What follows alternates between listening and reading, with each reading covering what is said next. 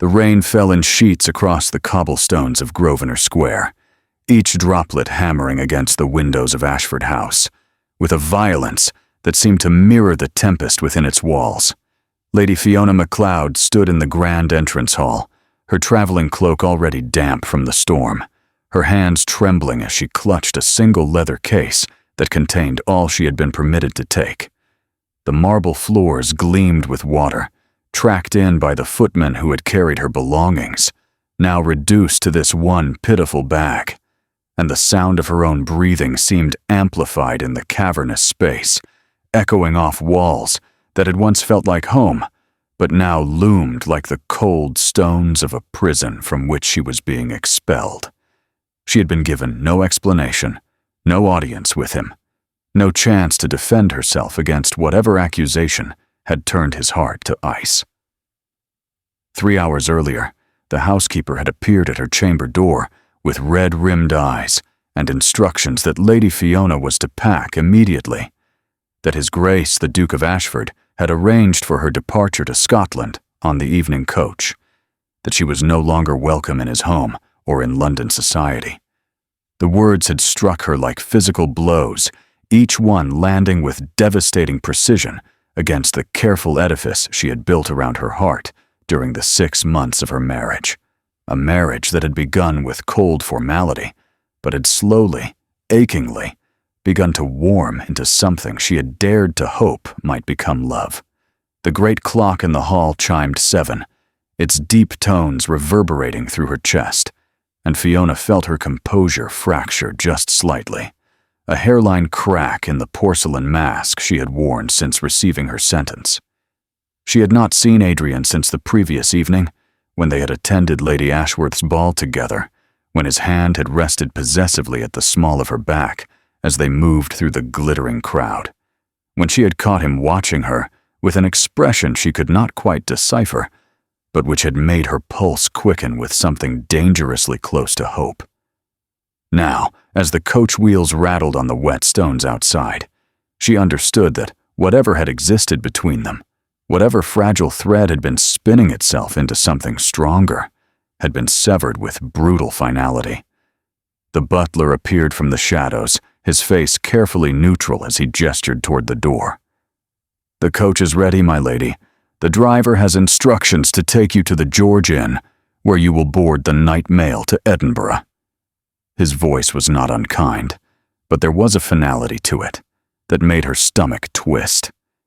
She had hoped, even in her despair, that Adrien might appear at the last moment, that this was some terrible misunderstanding that could be resolved if only he would speak to her, if only he would look at her with something other than the contempt that must surely have prompted this exile. But the entrance hall remained empty save for herself and the servants, and the reality of her situation settled over her like a shroud. She nodded once, unable to trust her voice, and turned toward the door. The footman opened it, and the storm rushed in with a fury that snatched at her cloak and stung her face with rain that felt like tears, though she refused to allow her own to fall. She would not give him that satisfaction, would not let the servants see her break. Whatever he believed she had done, whatever lie or misunderstanding had caused this banishment, she would face it with the dignity that had been bred into her from birth, the same Highland pride that had sustained her ancestors through centuries of hardship and betrayal. The coach was a plain black conveyance, nothing like the Duke's elaborate carriages with their gilded crests and velvet interiors. This was a public coach, she realized with a jolt of humiliation, hired specifically to remove her from London with as little ceremony as possible. She climbed inside, her skirts heavy with rain, and sank onto the hard wooden seat as the door closed behind her with a decisive click. Through the window, she caught one final glimpse of Ashford House, its windows blazing with warm light, its facade imposing and beautiful in the stormy darkness. And then the coach lurched forward, and she was carried away from the only place she had ever dared to dream might become home. The journey through London's streets was a blur of rattling wheels and pelting rain, the city's lights streaming past like fallen stars. Fiona pressed her hand against her abdomen, where a secret had taken root just weeks earlier. A secret she had been waiting for the right moment to share with Adrien. A secret that now felt like both a blessing and a curse. She had suspected for a fortnight, had confirmed it with her own body's changes, had planned to tell him after Lady Cheltenham's soirée next week, when she could arrange for them to be alone in the rose garden where he had first kissed her, with a hunger that had left her breathless and trembling. That kiss had been 2 months into their marriage, a marriage arranged by their families, but which had become something more complicated, something that lived in the space between duty and desire, between the coldness he showed the world and the heat she sometimes glimpsed in his dark eyes when he thought she was not watching. Now, as the coach carried her toward Scotland, and away from the man whose child grew within her, Fiona felt the full weight of her situation pressed down upon her with suffocating force. She was ruined, not merely banished, but destroyed in the eyes of society. Whatever story Adrien chose to tell would be believed without question, for he was the Duke of Ashford, one of the most powerful men in England, and she was merely the daughter of an impoverished Scottish earl, a wife who had been tolerated, but never truly accepted by London's elite. They would say she had been unfaithful, or that she had stolen from him, or committed some other unforgivable transgression. They would whisper behind their fans and nod knowingly, as if they had always suspected she was not quite suitable for such an exalted position. And she would have no recourse, no way to defend herself, no voice with which to proclaim her innocence of whatever crime she had supposedly committed. The George Inn was crowded and chaotic when the coach deposited her at its entrance, travelers pushing past one another in their hurry to escape the storm or secure passage on various conveyances. Fiona made her way to the booking office, where a harried clerk examined her ticket and directed her to wait in the common room until the Edinburgh mail was called. She found a seat in a corner, away from the roaring fire and the clusters of travelers who spoke too loudly and drank too freely, and she drew her cloak more tightly around herself, as if it could shield her from the curious glances and the reality of her fall from grace. An hour passed, then 2, and still the mail coach did not arrive. The storm had delayed several routes, the clerk announced to general groans and complaints, and passengers would have to wait until the weather cleared sufficiently for travel. Fiona felt a strange numbness settle over her as she realized she would spend the night in this inn, surrounded by strangers, with nothing to distract her from the thoughts that circled in her mind like vultures. She purchased a room with the few coins she had managed to secure before leaving Ashford House, coins that would have to sustain her until she reached her father's crumbling estate in the Highlands, where she would face yet another humiliation, returning home in disgrace with a child in her womb and no husband to claim it. The room was small and sparsely furnished, with a narrow bed and a single window that looked out onto the rain-soaked courtyard. Fiona removed her damp cloak and sank onto the bed, finally allowing herself to feel the full force of her grief. She had loved him. She could admit it now, in the privacy of this shabby room, miles from the life she had briefly inhabited. She had fallen in love with Adrian Blackthorne, Duke of Ashford, despite his coldness, despite the way he held himself apart from her, despite the fact that their marriage had been nothing more than a business arrangement designed to restore her family's fortunes and provide him with heirs. She had fallen in love with the man who emerged in rare, unguarded moments, the one who had found her crying in the library after she received news of her mother's death and had sat with her in silence, offering no empty platitudes, but simply his presence. The one who had noticed she loved roses and had ordered the gardeners to fill the conservatory with them. the one who had kissed her in that garden, with a desperation that suggested he felt something, too, even if he could not name it.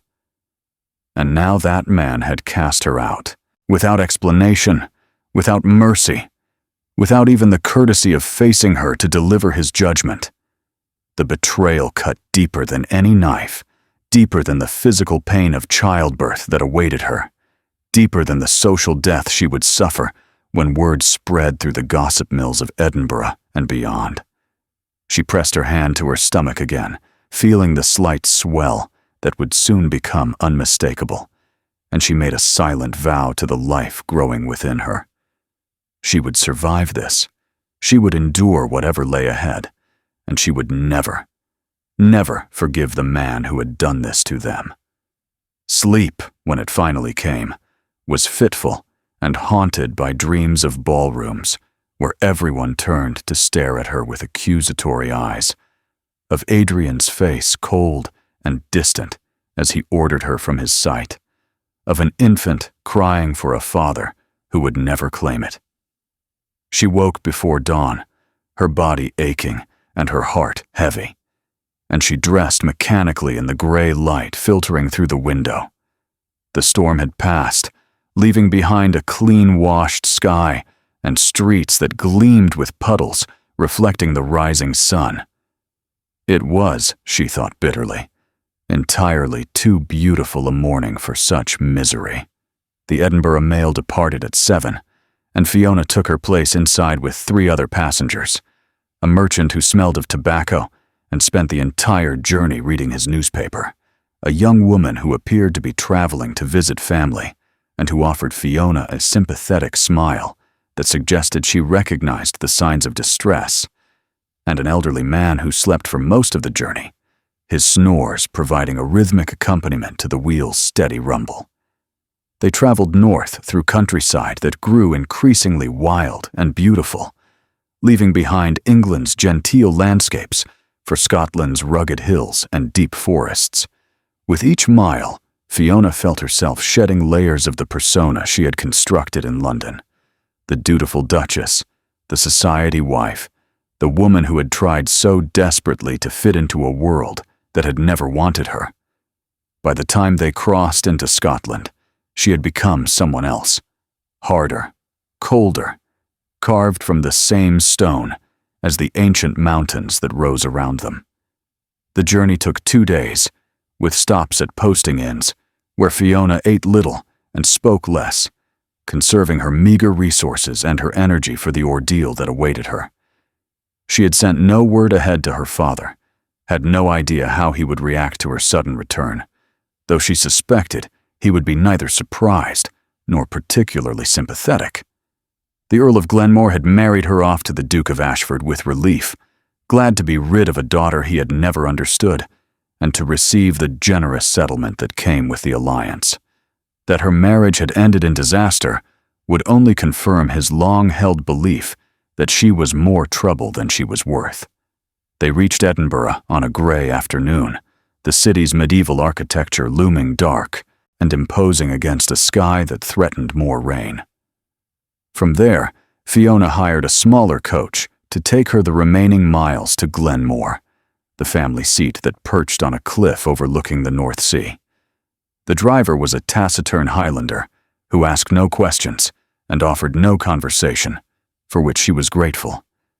She watched the landscape grow ever more desolate as they traveled, the roads narrowing to little more than tracks, the trees bending away from the constant wind, the sea appearing and disappearing as they rounded curves and crested hills. Glenmore House came into view just as the sun was setting, its gray stone walls blending almost seamlessly with the rocky cliffs on which it stood. It was not a beautiful house. It had none of Ashford House's elegance or grandeur, but it was solid and ancient, built to withstand centuries of Highland weather and Highland troubles. Fiona felt an unexpected surge of emotion as she looked at it. This place where she had been born and raised, where she had run wild as a child before her mother had died and her father had retreated into himself, leaving her to be raised by governesses who disapproved of her every impulse. She had been eager to leave it for London and a duke's coronet.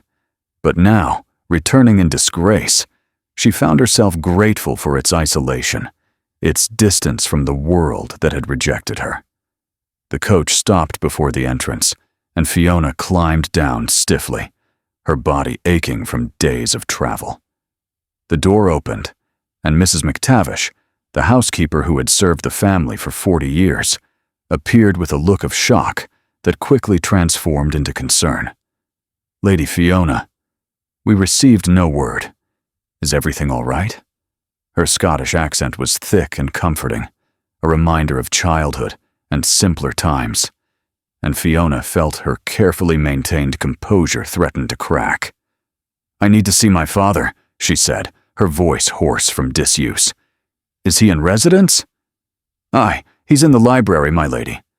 But Fiona did not wait to hear the rest.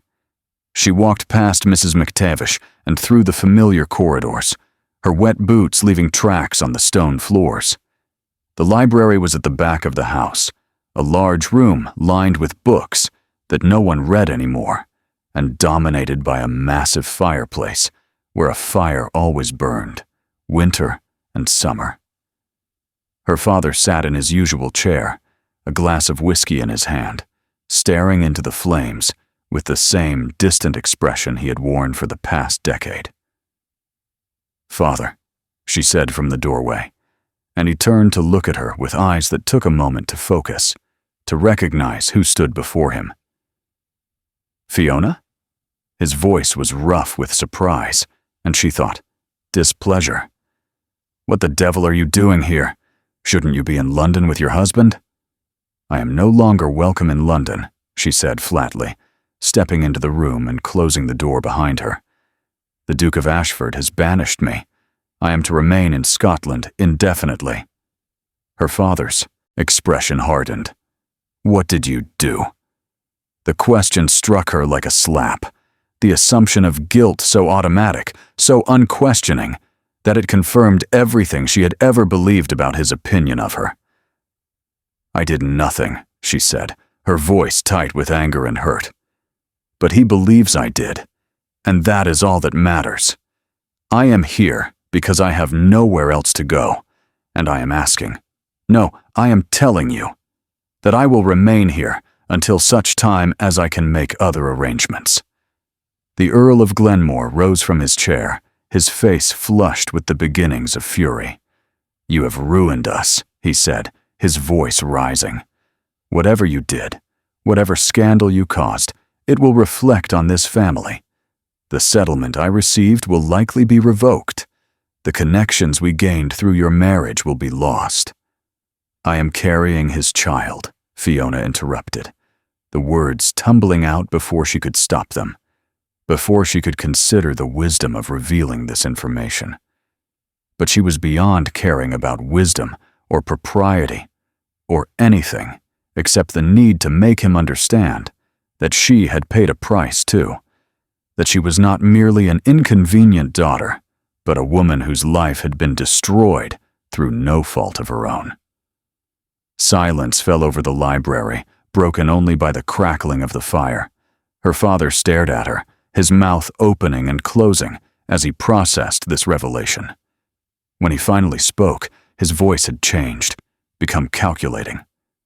"You are certain?" "Yes." "Does he know?" "No.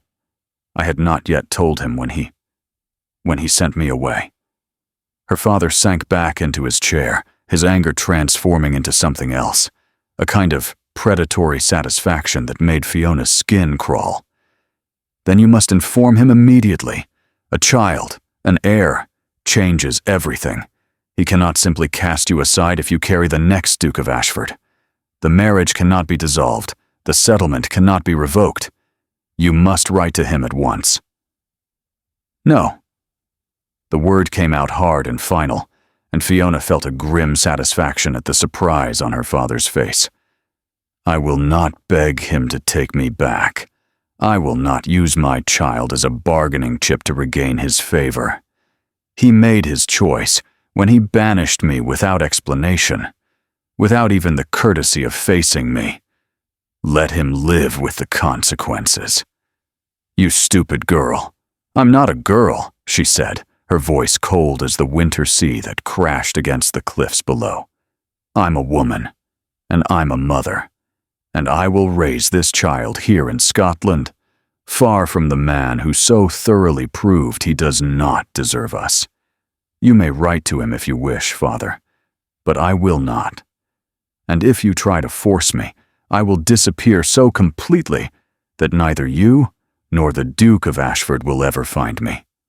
She turned and left the library before he could respond, her heart pounding, but her resolve absolute. She would not return to Adrien, would not subject herself to whatever cold reception awaited her, would not raise her child in a household where their mother was viewed with suspicion and contempt.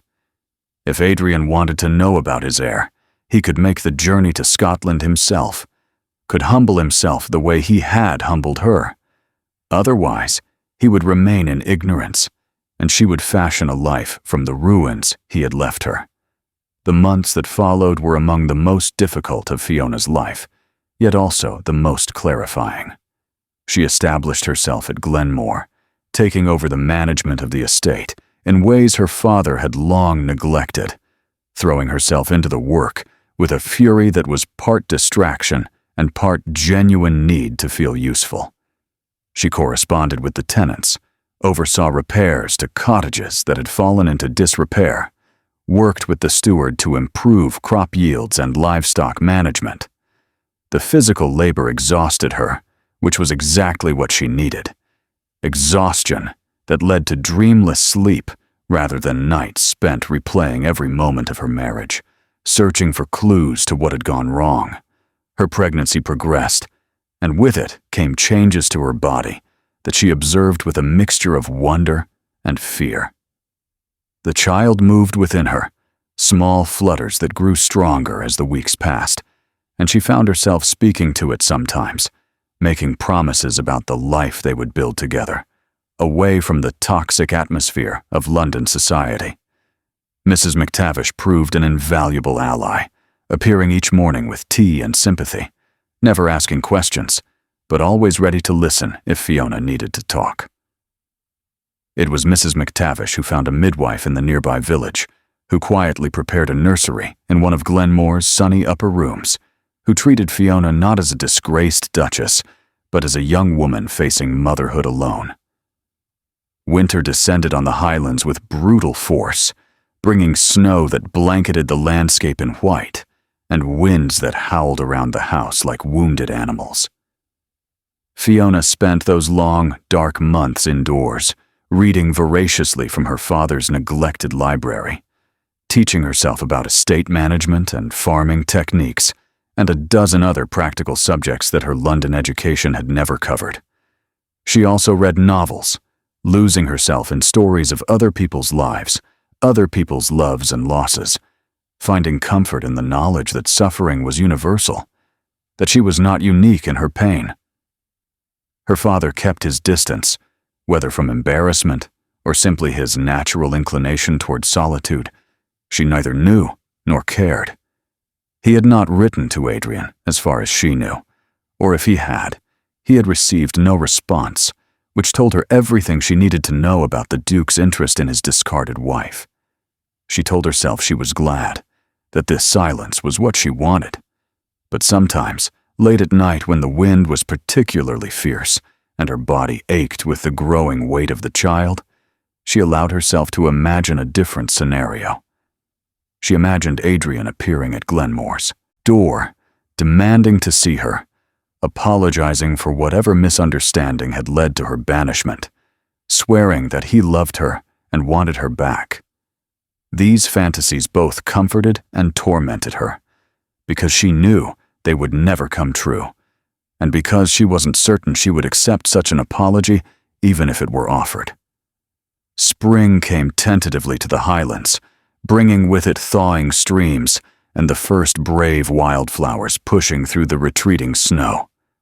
Fiona was 8 months pregnant now, her body heavy and ungainly but stronger than she had ever been, toughened by months of physical work and emotional endurance. She walked the cliff paths when weather permitted, breathing in the salt air and watching the sea in its endless motion, drawing strength from its constancy. The child would be born soon, and she needed to be ready, not just physically, but mentally and emotionally, ready to face motherhood without a husband, to raise a child who would be the heir to a dukedom it might never inherit. It was on one of these walks, on a bright April morning, when the world seemed to be awakening from its winter sleep, that Fiona saw the rider approaching Glenmore House. She had wandered farther than usual, drawn by the unusually fine weather, and she stood on an outcropping of rock, watching as a single horseman galloped up the long drive, with an urgency that suggested his mission was important. Even from this distance, she could see the quality of his mount, the expensive cut of his riding clothes, and a premonition seized her with such force that she had to grab hold of a nearby tree to steady herself. She made her way back to the house as quickly as her condition allowed, her heart pounding with a mixture of dread and inexplicable hope. By the time she reached the front entrance, the rider had dismounted and was being shown inside by a flustered-looking Mrs. McTavish. Fiona entered through the kitchen door, avoiding the main hall, and climbed the back stairs to her room, where she could observe the comings and goings below. She had just reached her window when she heard raised voices from the library, her father's querulous tone, and another voice, deeper and more commanding, a voice she had not heard in 7 months, but which she would have recognized anywhere. Adrien had come to Scotland. Adrien was in her father's library at this very moment, and the knowledge sent her heart racing in a way that frightened her with its intensity. She sank onto her bed, one hand pressed to her swollen belly, as if she could protect the child from whatever was about to unfold. She had spent 7 months convincing herself that she hated him, that she had moved beyond him, that she and her child would be better off without his cold, suspicious presence in their lives. But now that he was here, now that only a few walls and a staircase separated them, she discovered that all her carefully constructed defenses were as fragile as tissue paper. The voices in the library grew louder, and she could hear her father's tone becoming obsequious, ingratiating, which meant he was angling for something, probably trying to negotiate the reinstatement of his settlement. She heard the word child carried up through the floorboards, and then Adrian's voice, sharp and disbelieving. "What do you mean she is with child? When? For how long?" Fiona closed her eyes, feeling the familiar shame wash over her at being discussed this way, her private condition being bartered and negotiated by men who viewed her as property rather than person. She heard footsteps in the corridor, rapid and purposeful, and then Mrs. McTavish's voice at her door. "Lady Fiona, His Grace the Duke of Ashford is here. He is asking to see you." "Tell him I am indisposed," Fiona said, her voice surprisingly steady. "He is most insistent, my lady. He has ridden from Edinburgh through the night." "I do not care if he has ridden from the depths of hell itself," Fiona said, anger beginning to rise and burn away her fear. "He sent me away 7 months ago without explanation or mercy. He can wait now until I am ready to see him, which may be never." She heard Mrs. McTavish's sharp intake of breath, followed by the sound of retreating footsteps. Then, after a moment, heavier footsteps approached, and a knock fell upon her door with barely controlled force.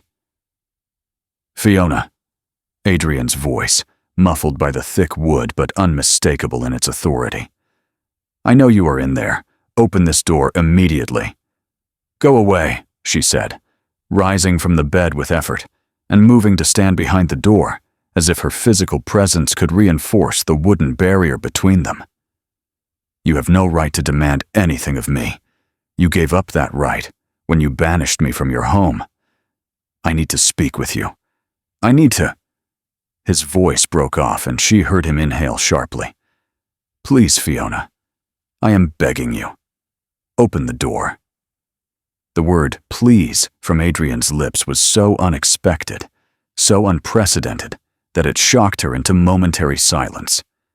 In all their months of marriage, she had never heard him beg for anything, had never witnessed any crack in his ducal composure. She reached for the door handle, her hand trembling, and then stopped. No. She would not make this easy for him. He had made her suffer, had left her to face her pregnancy and exile alone.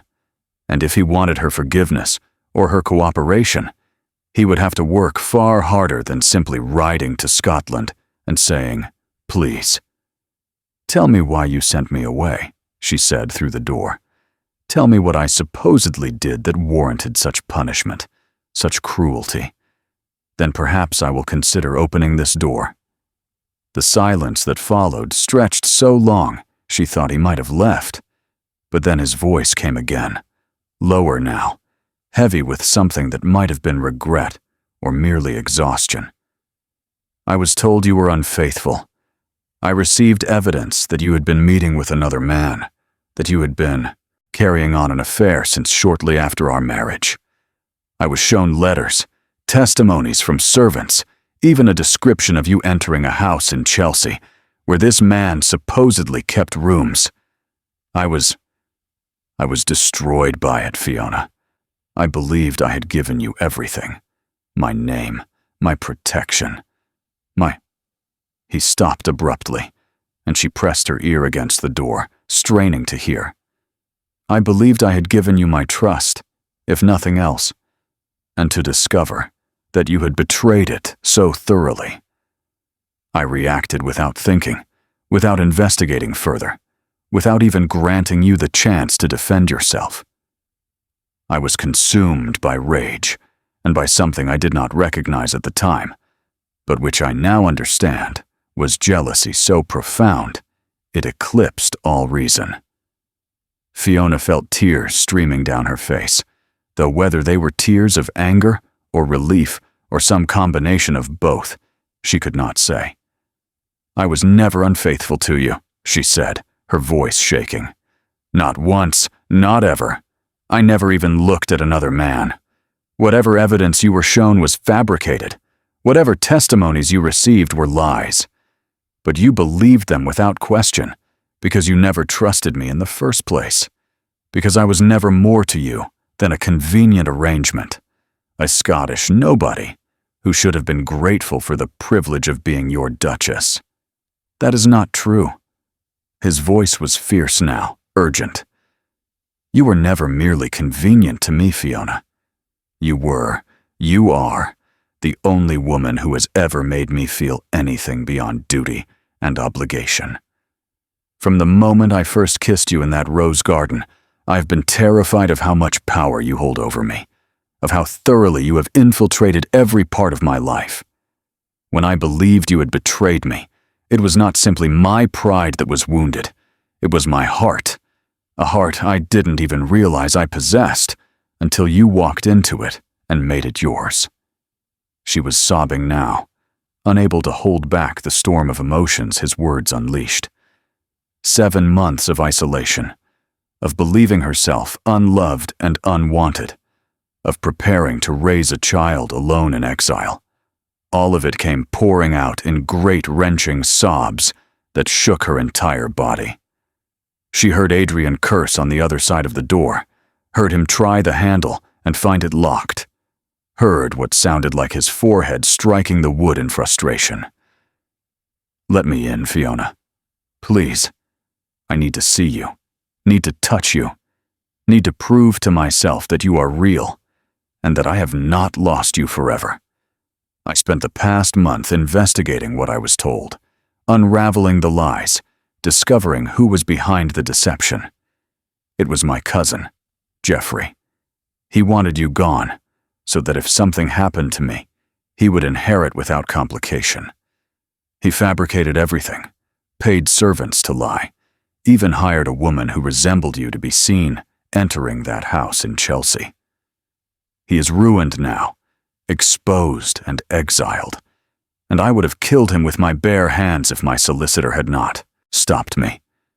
But none of that matters if I have lost you, if you cannot forgive me for my blindness and my cruelty. Please, Fiona, open the door." She reached for the lock with shaking hands, fumbling with it, until finally the mechanism released and the door swung open. Adrien stood in the corridor, and Fiona's first thought was that he looked terrible. His hair disheveled, his clothing rumpled, his face haggard with exhaustion, and what she realized with shock was fear.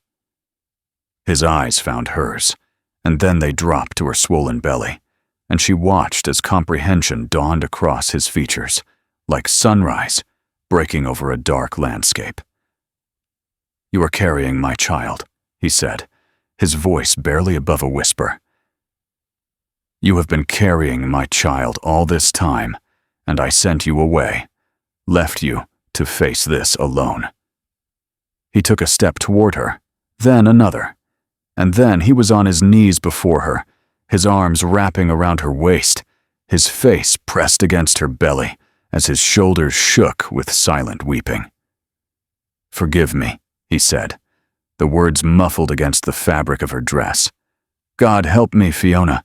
Forgive me for what I have done to you, for the suffering I have caused. I will spend the rest of my life making amends. I will grovel at your feet every day if that is what you require. But please, please do not shut me out. Do not take my child from me. Do not deny me the chance to be the husband I should have been from the beginning." Fiona stood frozen, her hands hovering over his bowed head, torn between the desire to comfort him and the need to maintain her dignity, to not give in too easily after everything she had endured. But then the child kicked, a strong, forceful movement that made her gasp, and Adrien felt it too. He looked up at her, with wonder in his dark eyes, his hands moving to cradle her belly with a gentleness that contradicted everything she had ever believed about his capacity for tenderness. "Our child," he said. "Our child, Fiona. I felt it move. I felt our baby move." She allowed her hands to finally settle on his head, her fingers threading through his dark hair. "Yes," she said softly. "Our child. The heir you cast aside without knowing. The life you nearly destroyed along with mine."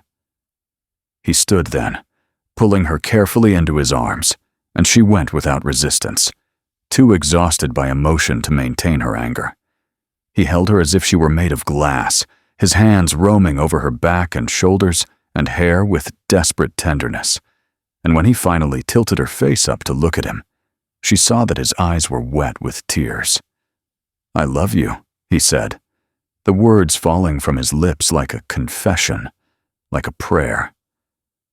"I have loved you since you laughed at one of my terrible jokes at dinner 3 months into our marriage, and I realized that I had never heard anything more beautiful than that sound. I have loved you since I found you crying in the library, and wanted nothing more than to take away your pain. I have loved you since that first kiss in the rose garden, when you trembled in my arms, and I knew that I would never want to kiss anyone else for as long as I lived. I have loved you, and I have failed you, and I am here now to beg you for another chance." "You hurt me," she said, her voice breaking. "You broke me, Adrien. You took everything I had begun to hope for, and you destroyed it without mercy. I know, and I will regret it every day for the rest of my life. But I am here now, and I am asking. No, I am begging you to come home with me. Let me show you that I can be the man you deserve, the husband you should have had from the beginning, the father our child needs. Give me the chance to prove that my love is real, that it is strong enough to overcome my mistakes." Fiona looked into his eyes, searching for any trace of doubt or deception, and found only raw honesty and a vulnerability she had never seen before. The Duke of Ashford, the most powerful man in England, was on his knees before her in spirit if not in body, offering her his heart with both hands. She thought of the 7 months she had spent in exile, of the nights she had cried herself to sleep, of the strength she had discovered in herself when she believed she was truly alone. She thought of her child, growing strong within her, and of the future she wanted to give it, a future that should include a father who loved it, a father who would protect it with the same fierce devotion he was now offering to her. "If I return with you," she said slowly, "it will not be as the wife you discarded. I will not go back to being decorative and silent, to pretending that I am content with whatever scraps of attention you deign to give me. I will be your partner in every sense of the word, or I will remain here in Scotland and raise our child alone. Those are my terms." "I accept," he said immediately, with no hesitation. "I want you as my partner, Fiona. I want your opinions, your intelligence, your strength. I want everything you are willing to give me, and I will work every day to deserve it." She nodded once, feeling something tight in her chest begin to loosen. "Then yes," she said, "I will come home with you. But Adrien, if you ever doubt me again, if you ever believe lies over my truth, if you ever cast me aside without the courtesy of hearing my defense, I will leave and I will not return. Do you understand?" "I understand," he said, and then he kissed her with a hunger that stole her breath and made her forget, for a moment, all the pain that lay between them. It was not the same kiss they had shared in the rose garden all those months ago. That kiss had been tentative, exploratory, the first breach in the wall they had both constructed. This kiss was different, desperate and claiming, full of promises and apologies, a physical declaration of all the things he had said with words and more. When they finally broke apart, both breathing hard, she saw that his face was wet with tears again, and she realized that hers was too. "We should go soon," he said, his voice rough. "I want you back in London, under the care of the best physicians. I want you safe and comfortable, with every possible luxury. I want to stay here until after the baby is born," Fiona interrupted, surprising herself with the decisiveness of her statement. "I want our child born at Glenmore, in Scotland, with Mrs. McTavish and the midwife I trust. We can return to London afterward. But for now, I need to be here, where I feel strong." She expected him to argue, to insist on his way as he always had, but instead he simply nodded. "Then we will stay here," he said. "I will send for my things. I will make arrangements with my steward to handle matters in London, and I will remain at your side until our child is born and you are ready to travel. Whatever you need, wherever you want to be, I am yours to command." The baby kicked again, harder this time, and Fiona laughed, actually laughed, the sound bubbling up from somewhere deep inside that had been frozen for 7 months. Adrian's hands moved to her belly again, his expression one of such wonder and joy that she felt her heart crack open and begin, slowly, to heal. "Our child is spirited," he said, and there was pride in his voice, mixed with awe. "Our child is a Scot," Fiona corrected with a small smile, "stubborn and fierce, and unlikely to tolerate any nonsense." "Like their mother, then," Adrien said, and he kissed her again, more gently this time, a kiss that tasted of hope and new beginnings. The days that followed were strange and tentative, a careful dance between two people learning how to trust each other again. Adrien kept his word, sending for his belongings and settling into Glenmore with a determination that surprised everyone except perhaps Fiona, who was beginning to understand that when the Duke of Ashford committed to something, he pursued it with single-minded intensity. He accompanied her on her walks along the cliffs, his hand always ready to steady her when the path grew rough. He sat with her in the evenings, reading aloud from books she selected, his deep voice soothing in the firelit room.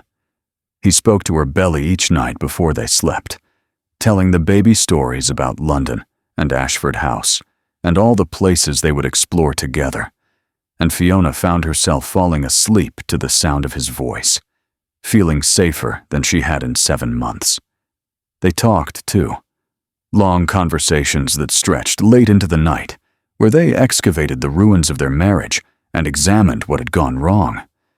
Adrien told her about Geoffrey's manipulations in excruciating detail, about the evidence he had been shown, and the way it had been presented to maximize his jealousy and minimize his rationality. He told her about the investigation he had launched the moment he realized something felt wrong, about the satisfaction he had felt when Geoffrey's lies unraveled, and about the fear that had gripped him when he understood what he had done to her. Fiona, in turn, told him about the night she was banished, about the journey to Scotland, and the months she had spent here rebuilding herself. She told him about discovering her pregnancy and deciding not to tell him, about the vow she had made to raise their child alone if necessary. She told him about the anger and the grief and the slow, painful acceptance that had eventually settled over her like a cloak. And she told him, finally, about the love she had felt for him even in the midst of her exile, the love she had tried to bury, but which had refused to die. "I was afraid," Adrien admitted one night, his arm around her shoulders as they sat watching the fire. "I was afraid of how much I wanted you, how completely you had changed everything about my life. I had spent 32 years believing that love was a weakness, that caring about someone gave them power over you. And then you arrived, with your intelligence and your pride, and your refusal to be intimidated by me, and I discovered that I had been wrong about everything. But instead of embracing that discovery, I tried to protect myself by maintaining distance, by refusing to acknowledge how I felt. When Geoffrey brought me his evidence, I seized upon it almost with relief. It gave me an excuse to push you away before you could hurt me more than I was already hurting." "But I never wanted to hurt you," Fiona said softly. "I only wanted you to see me, to value me as more than just a convenient wife." "I do see you," Adrien said fiercely. "I see your strength and your courage and your beauty, not just the physical beauty that every man in London noticed, but the inner beauty that shines through in everything you do. I see the way you managed this estate in your father's neglect, the way you took responsibility for your own survival when I abandoned you. I see the mother you will be to our child, fierce and protective and full of love. And I swear to you, Fiona, on everything I hold sacred, that I will spend the rest of my life proving that I see you, that I value you, that I cannot imagine my life without you in it." She turned in his arms and kissed him then, a long, slow kiss that communicated what words could not. When they finally pulled apart, she whispered against his lips, "I forgive you, Adrien. Not because you deserve it, but because I cannot carry this anger anymore. It is too heavy, and I need all my strength for what comes next." The baby was born 3 weeks later, on a morning when mist clung to the cliffs and the sea was calm as glass. The labor was long and difficult, and there were moments when Fiona thought she might not survive it, when the pain was so overwhelming that she understood why women feared childbirth above all other trials. But Adrien was there throughout, holding her hand and speaking words of encouragement, even when she screamed at him to leave, to go away, to stop trying to help because there was nothing he could do. He stayed anyway, his face pale with fear, but his presence unwavering. And when the midwife finally placed their daughter in Fiona's arms, she saw tears streaming down his face. "A girl," he breathed, his finger tracing the baby's tiny face with wonder. "We have a daughter, Fiona." "Lady Catherine Moira Blackthorne," Fiona said, her voice hoarse from hours of labor. "Catherine for your mother, Moira for mine." Adrian's expression softened even further. "It is perfect," he said. "She is perfect. You are perfect." He climbed onto the bed beside her, careful not to jostle them, and wrapped his arms around both mother and daughter. Fiona leaned against his chest, exhausted beyond measure, but filled with a joy so profound it almost frightened her. They had survived, not just the childbirth, but everything that had come before it. They had weathered betrayal and exile and separation, and they had emerged on the other side, transformed into something stronger than what they had been. "I love you," she whispered to Adrien, the words coming easily now. "I love you, and I am glad you came for us." "I will always come for you," he said, pressing a kiss to her temple. "No matter how far you run, no matter how angry you are, I will always find you and fight to bring you home. You are mine, Fiona Blackthorne, and I am yours, and nothing will ever come between us again." She believed him because she could hear the truth in his voice, could feel it in the way he held her and their daughter with such careful devotion. The road ahead would not be easy. There would be challenges to face when they returned to London, questions to answer, gossip to weather. But they would face it together, as partners, as equals, as two people who had learned the hard way that love without trust was meaningless, and trust without communication was impossible. Catherine stirred in her arms, making the small mewling sounds of a newborn, and Fiona looked down at her daughter's perfect face and made a silent promise. She would raise this child to be strong and independent, to know her own worth, to never settle for anything less than true partnership in love. She would raise her to be proud of her Scottish heritage and her English title both, to understand that power came not from position, but from character.